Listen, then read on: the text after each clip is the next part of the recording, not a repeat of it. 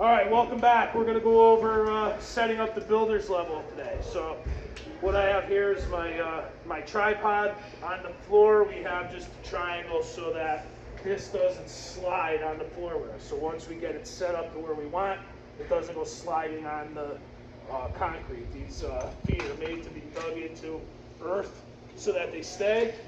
But what I'm going to do is I'm going to open this up and I'm going to set it in my triangle, okay? To get this to come up in the air, there are these handles that we will lift, and this pulls up, okay? You're gonna wanna pull it up so that it is comfortable for your height. So there's one, we'll lock it in.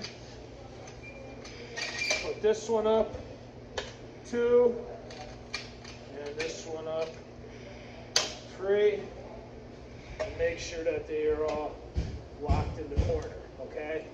First off, you want to try to make sure that the top of this tripod is as close to level as possible. It will make setting up the builder's level a little easy. So if I look at it, I'm kind of sloping down, so I might just want to lower that and lower that a little bit to get it to somewhat closer.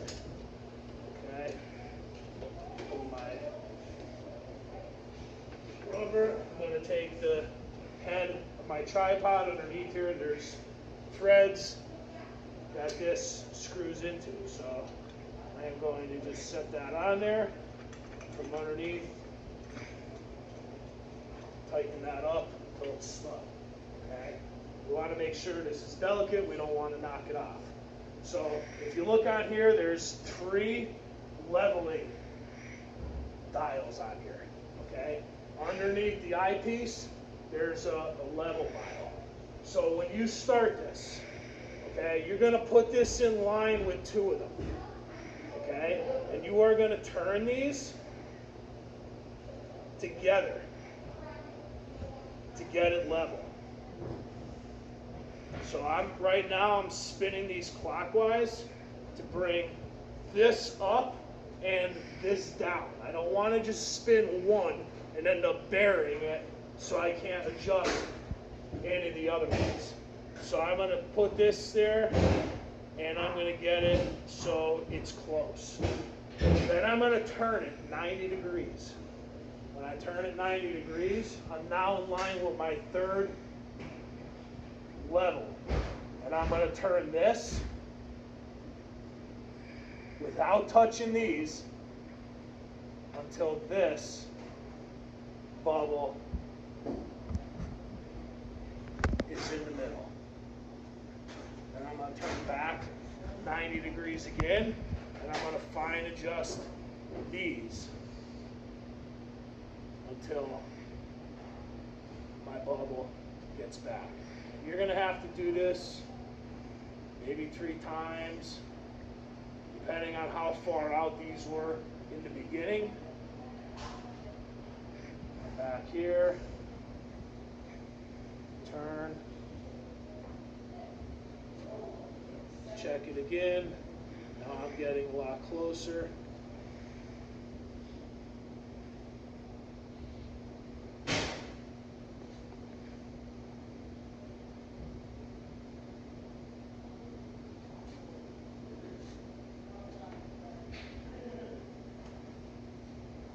So that when I turn this in any direction, so I could shoot all 4 corners of my building, it's got to be level all the way around. So once you get it level, it doesn't matter where I spin this to do it, my bubble is in the middle. And if you come over here and look, inside here, there are 2 big lines, and then there are 2 smaller lines. You want that bubble to be touching the outer part of the 2 smaller lines, not leaning one way or the other.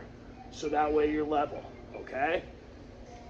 Then, what we're gonna do is we're gonna shoot the elevation of the floor. So Kramer's gonna set his rod there, his grade rod, and he's going to keep it as plumb as possible. Okay? I'm going to look through here.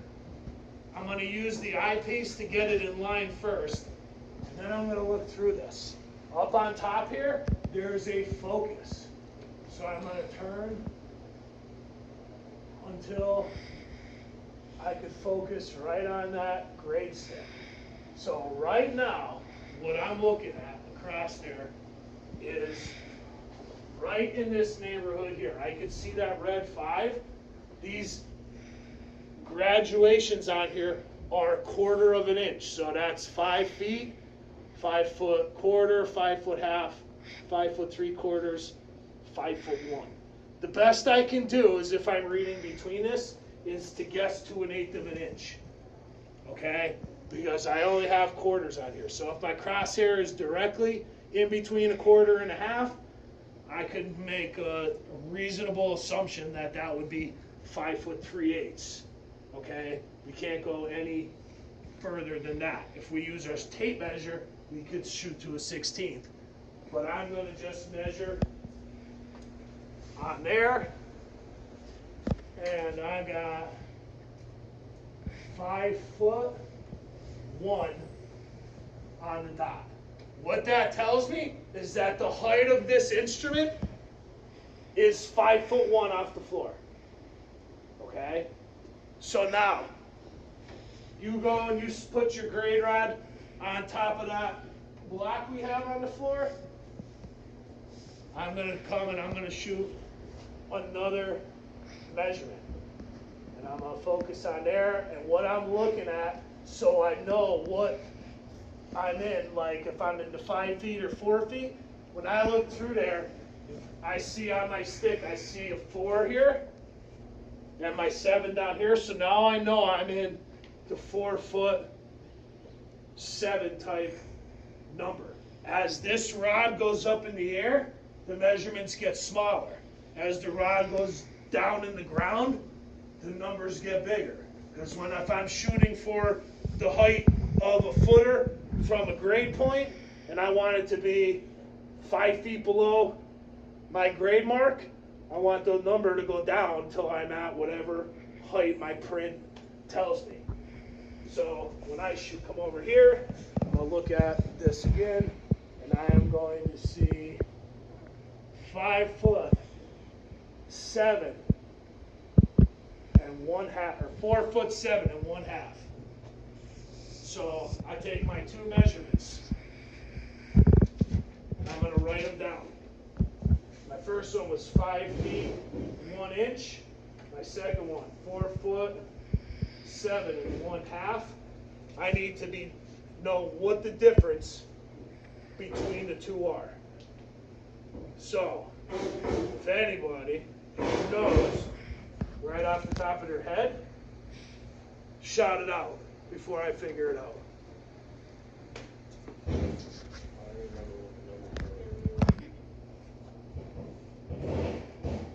You got it? 5.5 inches. So that tells me that height from my floor to the top of that block is 5.5 inches. Okay? And I would use that builder's level to set heights of forms for footers, for walls, for sidewalks, curbs, roads, anything I'm doing. Drain pipe, right from this point. Okay? I know what the height of my instrument is, and now I know everything has to be a certain measurement below that. That's what I use that grade stick for. Okay, so making sure that this doesn't get bumped is critical. This bubble has to be perfectly level so I could shoot any point of my foundation or work site or land, whatever it is I'm doing. If this thing is rolling one way or the other, I'm not shooting a true level horizontal line around them. Okay, so hopefully that helps you, and we'll see you next time. Thanks.